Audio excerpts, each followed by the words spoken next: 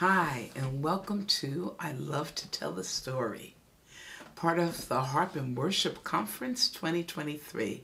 I'd like to thank Bonnie Moore and everyone working with her to put this together and all these opportunities for me to present to you even when I'm so far away.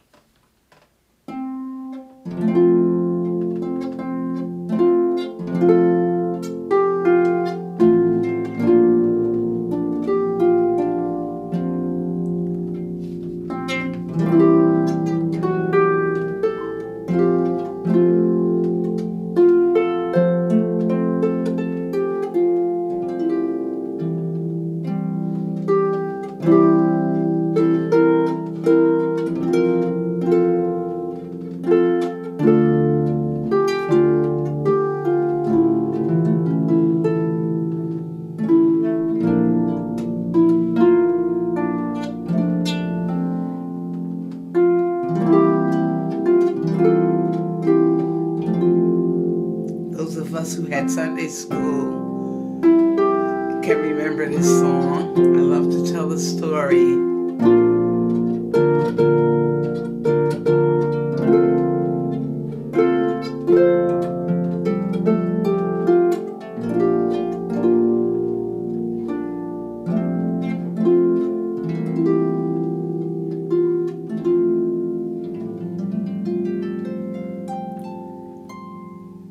And it ends with the chorus, I love to tell the story. 'Twill be my theme in glory to tell the old story of Jesus and his love. You know, the hymns hold a special place in my heart because that's how I grew up. I grew up at a time where hymns were what we sang. You know, we had the hymns in the bulletin and the little numbers at the front of the church if you didn't have a bulletin so you could see what you turned to. And I have found that reading and learning about some of the people who wrote these hymns is both inspirational. Sometimes the stories are very sad, but it just goes to show you all the different things that can come out of the different walks of life. So today I'd like to take you on that journey, just going through some songs and hearing and seeing about them. And so I'd like to start first with the story about Thomas Obadiah Chisholm. He had a rustic birthplace. He was born in a log cabin in the mountains of Kentucky. He became a writer, preacher, businessman, and author, always still, So if you think you're doing a lot of things, everyone always had to. When he graduated, he worked at a weekly newspaper, and by 21, he had risen up to like an associate with the Franklin favorite. He attended evangelistic meetings, all the church camp meetings they used to have to write reports, because these were big stories back then. And Dr. H.C. Morrison was preaching, and he was preaching on the text of John 3:3, where Jesus answered him, "Truly, truly, I say to you, unless one is born again, he cannot see the kingdom of God." And at that moment, this newspaper reporter was converted, and he dedicated his life to the Lord and changed the direction of his life. He was encouraged to start writing for the sacred newspapers. So he began writing for the Pentecostal Herald. He became a Methodist minister, and he liked evangelism more than just having a church where you stayed at. So he was doing a lot of traveling, but he didn't have the strongest body, and so his health failed him.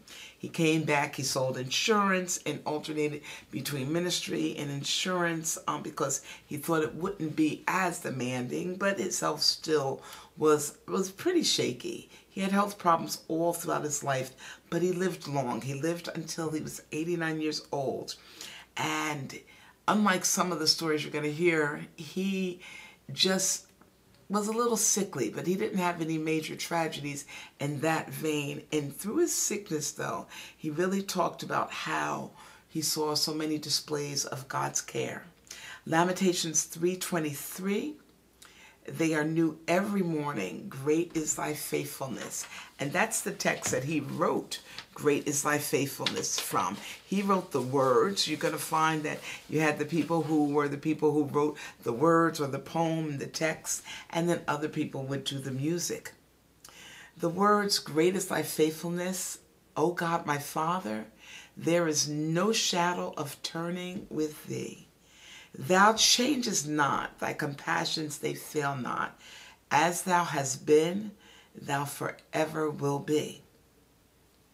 And the song goes on. I encourage you, and I talked about it in another workshop, that when you're playing hymns and you're playing some of these songs, it really helps if you know the text. It helps how you play it, and it helps the context. So here is Great is Thy Faithfulness. This is an arrangement by Frank Volz, who you are there with, a lot of you, even as we speak.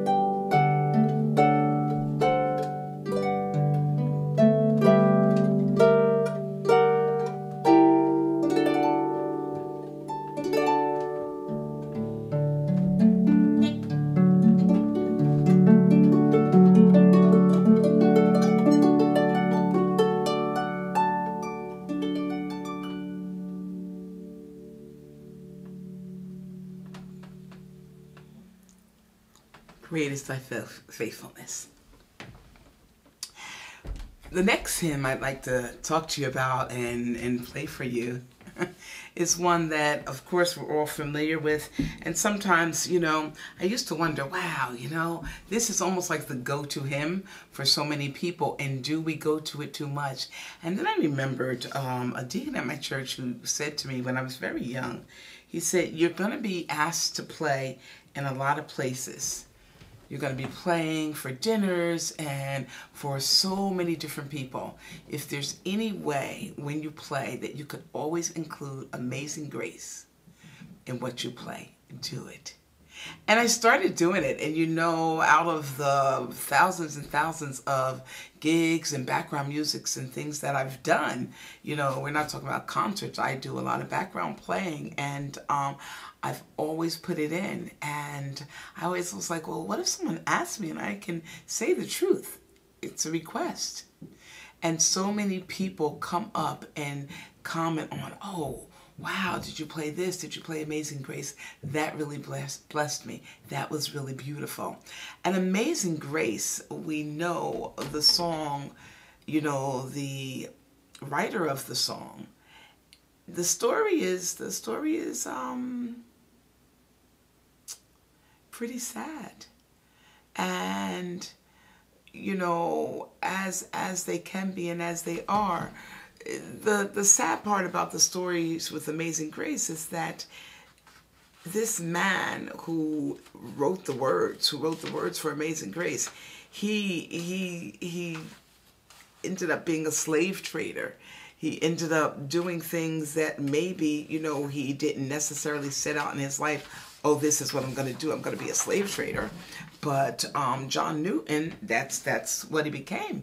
He, you know, it was interesting reading some of his stories because it's a story a lot of us know, except for I didn't realize that back, and he was born in 1725 till 1807, and you could be walking down the street and they could grab you. Naval, military people on ships could grab you and they could force you into service. Like the captain would be like, you know, that person looks hardy, that person looks hardy.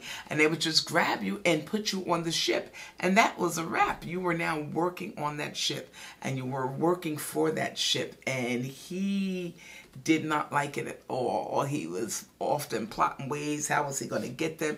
How was he going to get them back? How was he going to get off the ship? And he was always plotting and trying to figure that out. He never was really happy that this happened to him, but he was also not pleasant. So they weren't liking him so much either. And when they got the opportunity, they sold him. They traded him to a ship that just happened to be a slave ship. Where he also worked, and he talks about how, you know, the slaves were all in the bottom and, you know, all on top of each other, and they were just cargo. And when he got converted, when he accepted the Lord, he just often talked about how that is his most embarrassing and humiliating remembrance of who he used to be, because he didn't think about the slaves as people at all. He thought about them, cargo, you move, you move, you move. And so the ship got into a big storm, and that's how he found God. That's when he prayed, oh, please save us. How many of us know that, right? Oh, please, if you could just get me out of this, I'll never get on a boat again, any of those things. But he was blessed by and excited by the amazing grace that was shown to him. So I'd like to play a couple of examples of Amazing Grace for you. And we talked about, you know, making your own arrangements, playing your own things. I'm going to play 3 different arrangements so you can hear different things that you can do. And then I'm going to go into the Amazing Grace that I knew growing up. I knew more, not so much the Amazing Grace, how sweet the sound. I didn't grow up, I heard that and we sang that, but I was more familiar with the tune, Amazing Grace will always be my song of praise. And as you can see, I can't sing, but it was the song that was written to the tune of Londonderry Air to the tune of Danny Boy, but it was a tune that was written called He Looked Beyond My Faults. And some people call it the other Amazing Grace because it starts out with Amazing Grace. And I'm going to go to that after I give you some examples of Amazing Grace and tell you about the lady who wrote that. Here now is Brooke Bodie's arrangement of Amazing Grace. We're going to look at Brooks, we're going to look at Rhett Barnwell's, and we're going to look at Ray Poole's, just so you can see different things that you can do with it.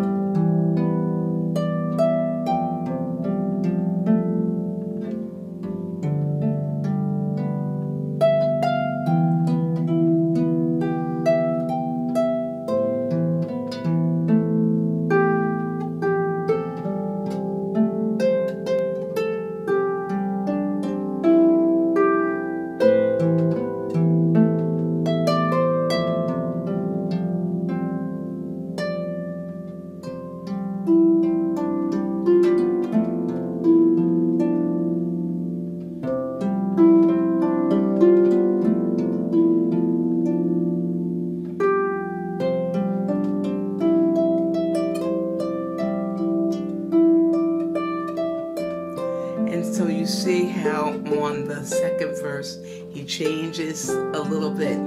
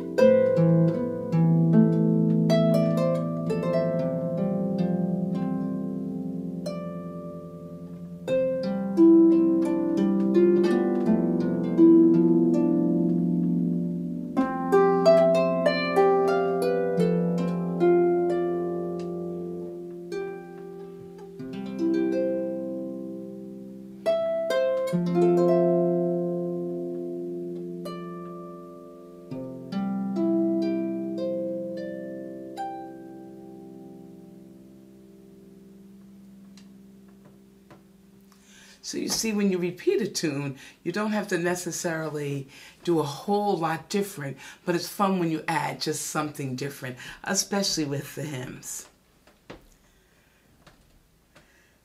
The power of just one note and an effect. So Rhett starts his Amazing Grace out with harmonics.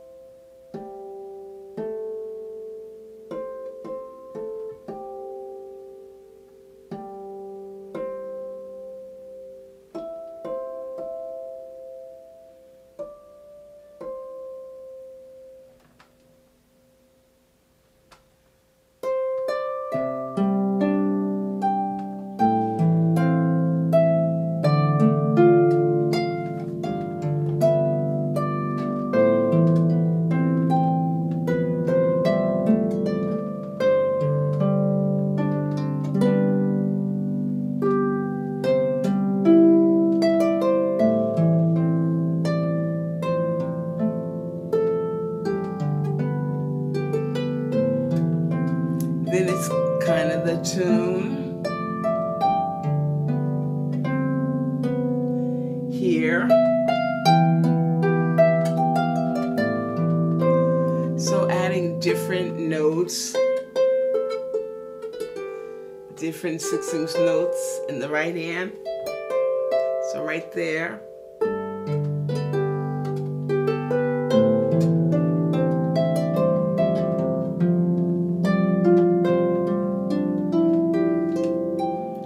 So looking at the different things that you're doing in a piece and as you're writing. So we have a lot of octaves and fifths and octaves coming up and just adding that one note tag to it.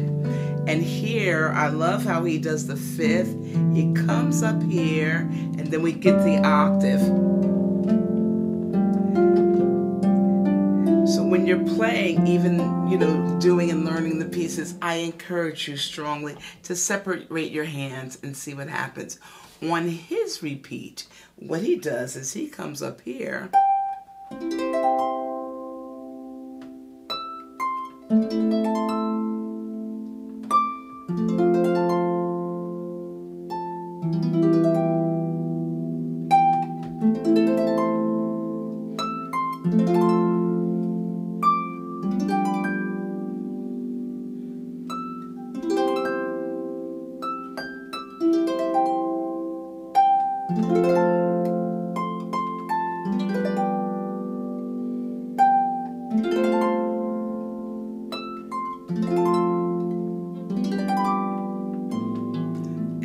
Back into just notes there. So use your harp, use your entire harp. Start with just one hand, one finger, practicing. You all notice how that first harmonic for me was like, so make sure you're looking at that. And he even goes on with that. I would like to show you one more. So lead sheets, I think, are just such a good way to go. These songs are in public domain, so you can literally go to some of the public domain hymn sites, the lead sheet sites, and they're there. Ray Poole did this with Amazing Grace.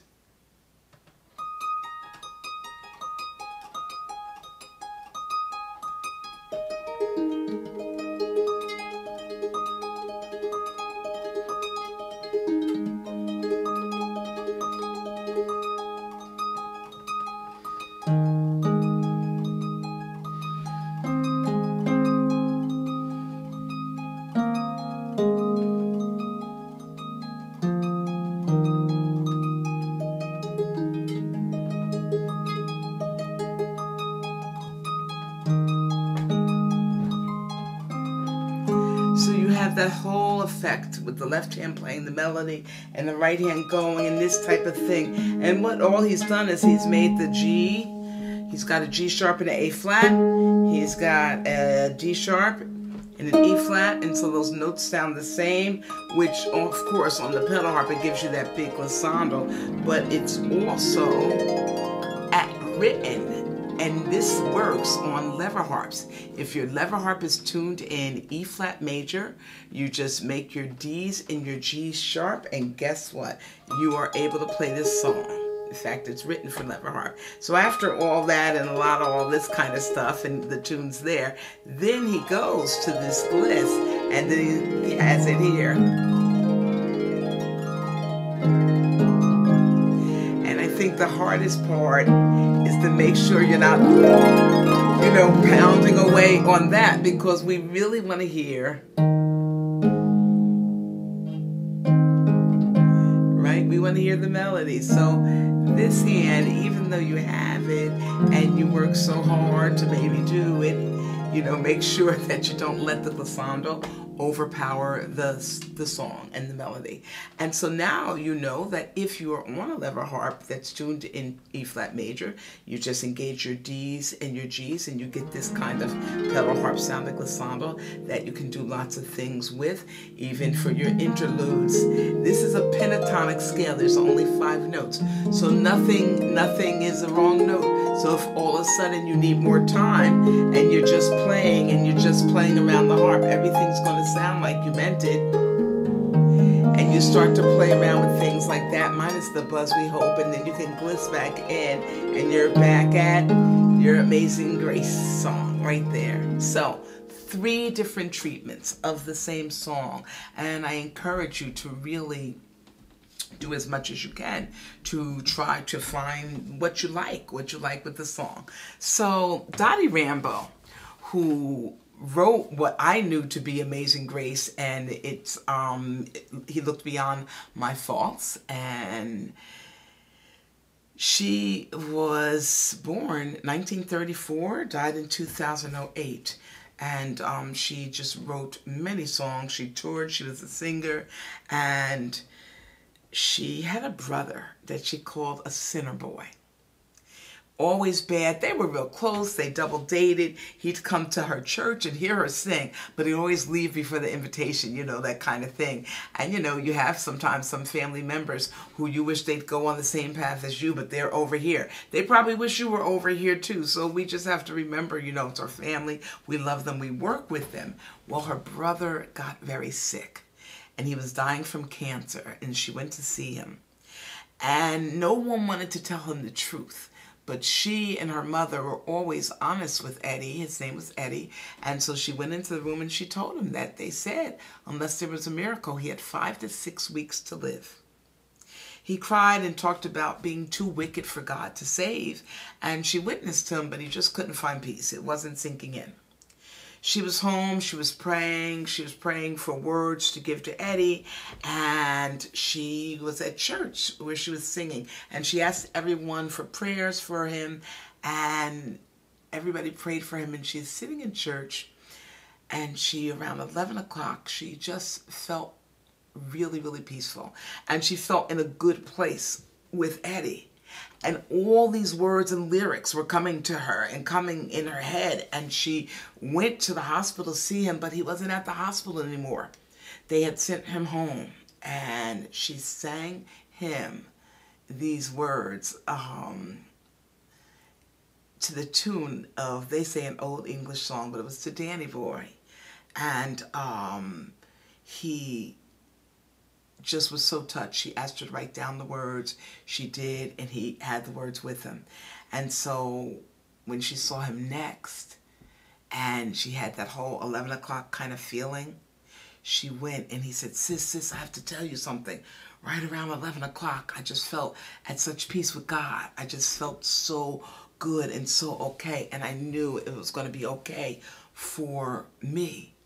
And that he accepted me, no matter that I had been so bad. And she told him, you know, about the thieves on the cross and how the one said, you know, remember me when you go into paradise. And that was all he needed to say, because he was acknowledging who Jesus was.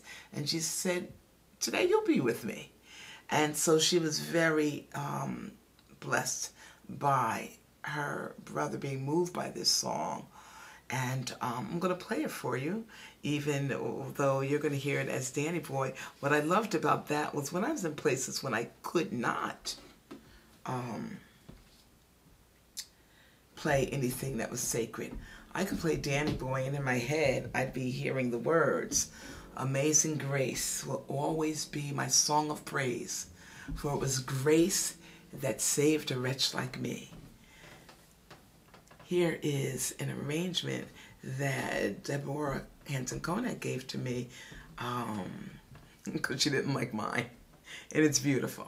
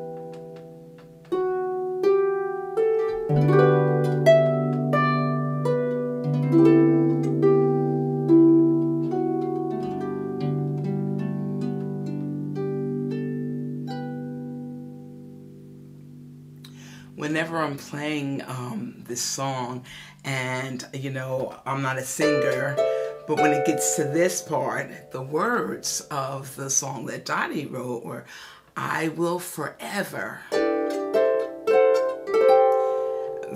lift mine eyes to Calvary to view the cross where Jesus died for me. How marvelous. And so that is the story for me of two different amazing graces. Dottie had her career singing and going around to different churches and singing and performing and singing and worshiping. On her way, she had sang at a church in Missouri, and unfortunately she died in a bus crash on her way to Mother's Day show in Texas. And so it's, you know, we don't know. We don't know when, we don't know how, but one of the things we do know is that if we are believers, if we have accepted Jesus Christ, then the how and the when is really not our concern. And with that, I'd like to play for you and talk to you about It Is Well With My Soul. Now, I have to tell you, It Is Well With My Soul, written by Horatio Spafford, the words, that's who I always heard about, because the words of It Is Well With My Soul came from such depths of despair. Horatio Spafford and his wife lost their 4-year-old son. He died, and then the Great Chicago Fire ruined them financially. And so he had planned to travel to England to help D.L. Moody with his evangelistic, so I'm going to practice saying that word, say it with me, evangelistic endeavors, all these campaigns. So people would have regular jobs, like he was in insurance, but they also were very strong in their faith. And some people, especially people who had means, would help a lot of the preachers and a lot of people with their different campaigns. And he was planning to go to Europe to do that. And so because of the fire and all the financial mess, he was delayed. And so he sent his family ahead of time, and the ship sank. That ship sank. And his 4 daughters and his wife were on that ship. And he received a telegram, and the telegram was from his wife. And the telegram said, saved alone, which meant that the 4 daughters had been lost. So he gathers himself and he gets on the next ship to go be with his wife. And as he was passing the spot where they say, you know, this is where the accident happened, this is where the ship went down, these words came to him. And that's the story we all know so well, that he wrote, when peace like a river attendeth my way, when sorrows like sea billows roll, whatever my lot, thou hast taught me to say, it is well with my soul. That was the story I knew. As I was preparing to share, you know, my ramblings and my thoughts with all of you at Harp and Worship, I started reading about Philip Bliss. Now, Philip Bliss was the second most famous songwriter in history. He, they say and they believe if he had lived long enough, he might have been the first. Horatio lived till he was 59, which seems really short, but he did so much because after all the many tragedies in his life, he ended up with his wife in Jerusalem, setting up like an American kind of base, and he died there. But Philip Bliss was a young kid who just loved music. He didn't really have a way or the means. He was working at 10. He was working and going to houses selling things. At 12 years old, though, he made his first public confession, and he says he doesn't remember when he didn't love the Lord. He doesn't remember. He remained with the Lord even when he had to work in different scenarios with a bunch of rowdy men for the campgrounds and the ships and the militaries, because his parents had planted so much into him. that he really was able to stand with his faith. And I think that's what they mean, you know, tell a child when they're young. You know, I grew up that way. When I got to study in Ireland all those summers, I was age 13 till 20, but every Sunday I went to church, because that was the only criteria. Find a church, the closest one to you, believes in Jesus Christ, and you go. And so Philip Bliss met Bradbury. You know, all of these people have people, here are all my notes, to encourage them to write and to do things. And so that was how he started writing and learning. And I don't even need this because I've read the story. I don't have the names. But so he fell in love. He fell in love with this young lady, and they were going to be married. On the eve of their wedding, he was watching her come across on horse, come across the, now I said I know it by heart, but I don't know the name of the river. She was coming across the river, and she was coming on horseback across the bridge, and the horse threw her. And from the other side of the river, he watched this young lady, Lucy Young, drown. She drowned. And so it was really hard for him, because that was like, oh, you know, that was like his shot, his chance at happiness, you know. He thought, but he just continued on. He continued on, and he just continued serving God. He, you know, he depended on God to take care of his family, because he, you know, kept living, and he found another young lady to marry. And they traveled. And when they traveled, they had to leave sometimes, these young people and all of that. He conducted so many services, one with 800 inmates. He was always writing, always writing.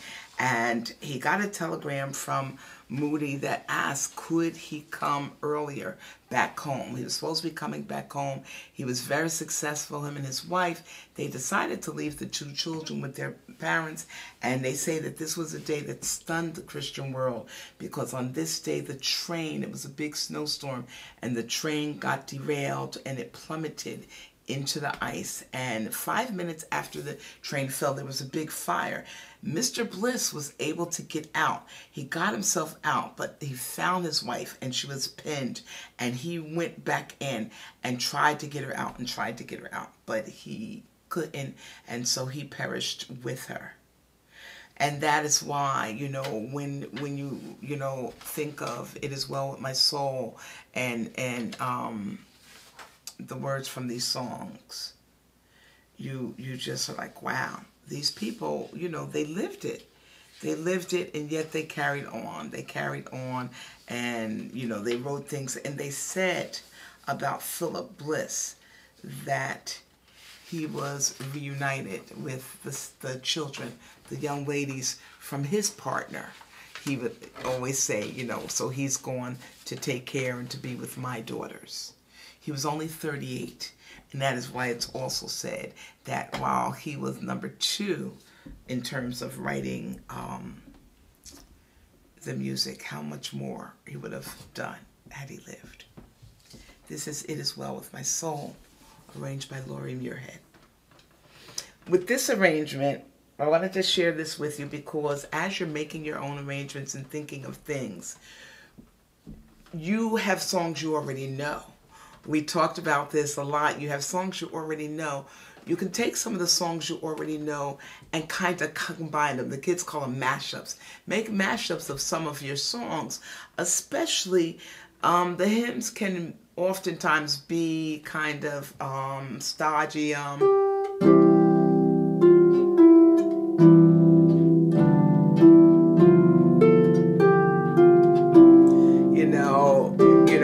That's how we would sing them, you know, in the churches,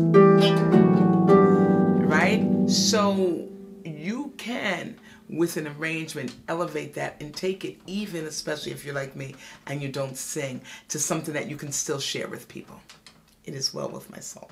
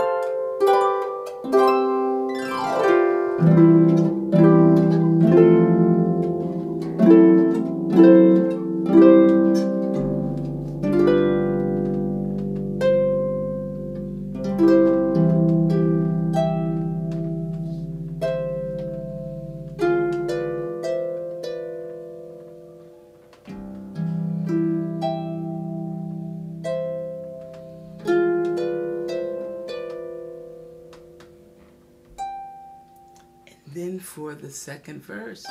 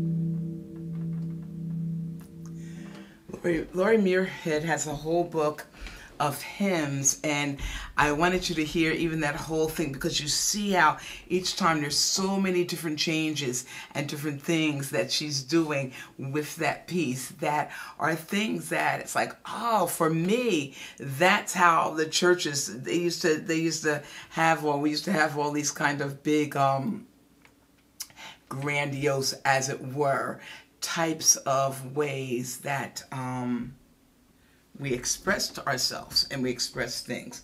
And once again, because as I told you, telling a story, so I wanted you to hear the stories about the people, but I also wanted you to think about the stories even about the different composers and about the different arrangements you yourself could be making. Now, I want to add, if you find that that is maybe not your special gift, then you might decide to do almost like me and just explore and work with and play as many composers as you can. You become friends with them. They let you play their music when you want. And so here now is another take on It Is Well With My Soul. And listen to what happens here. And I think it's just, it's encouraging that you can have so many ways to do some things on the harp.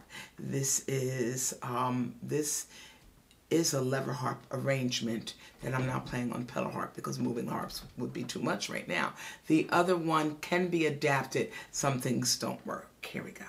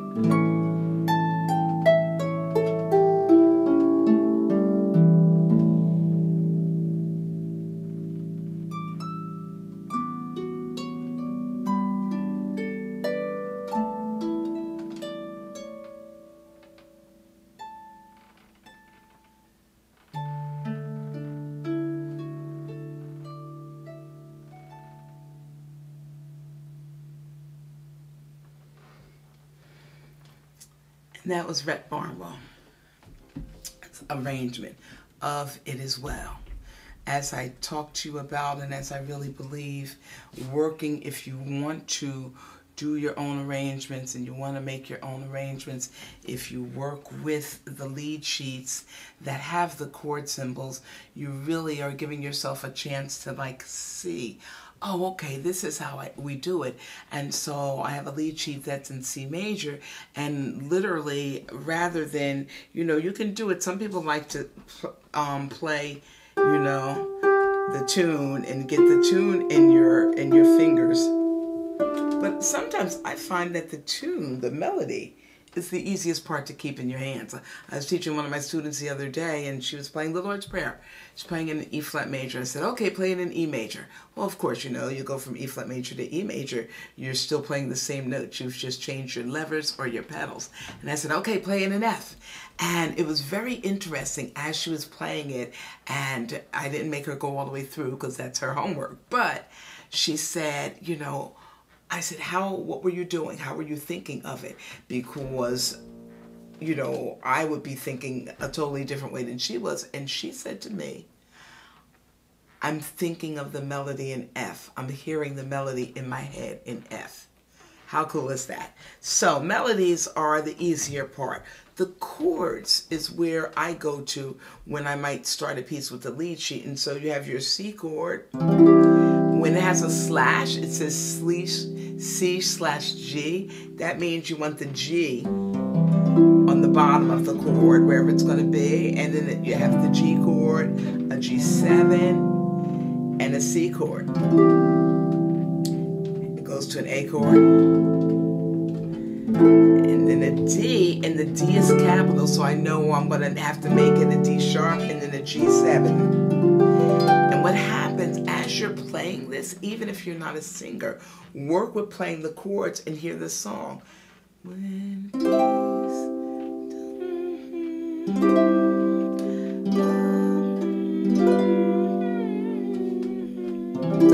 you see? And so even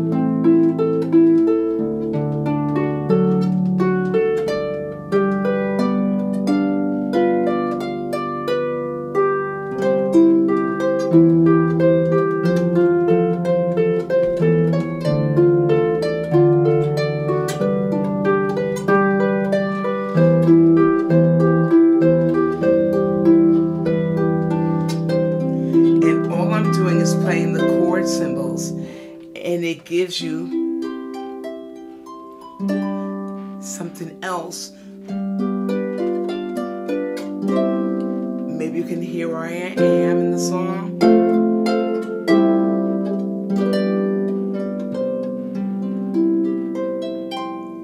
And then maybe I'd add it back.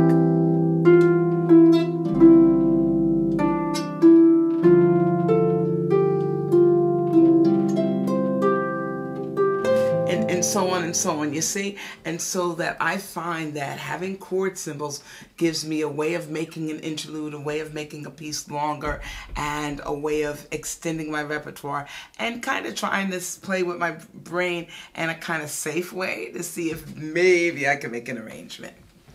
So I've really enjoyed doing this workshop, and the last story that I want to tell you about is a writer, a gentleman named Joseph Medicott Scriven. And he is the person who wrote the words for What a Friend We Have in Jesus. And so, okay, full disclosure, I just have to tell you something. He's the man who fell in love with the girl who was coming across the road on the horse and she drowned. And so I'm going to take you back to Philip Bliss for 1 second and just say that Philip Bliss had the tragedy of dying young on the train that fell into the water. That whole first bride thing didn't happen. Oh boy. Harp and worship, we're not doing this again because this is what it'd be in real life, right? So, the man who grew up, his family was prosperous. He went to Trinity College when he was 15, but after 2 years, his father wanted him to enroll in military college to become an officer cadet and be attached to the East Indian Company. This was one of the ways to earn money or to be prosperous, the people who were involved in all the trading and things like that. So you see, Philip Bliss also ended up, doing things with military companies, and that's how this head got it all confused, because even though I'm looking at paper, So he did that, but he also had ill health. He could not stand the rigor of the military life, and so he had to come home, but he got his BA at Trinity College. Now, his family were members of the Church of Ireland, but Joseph didn't really have any interest at all in religion and spirituality. He was just kind of aimless.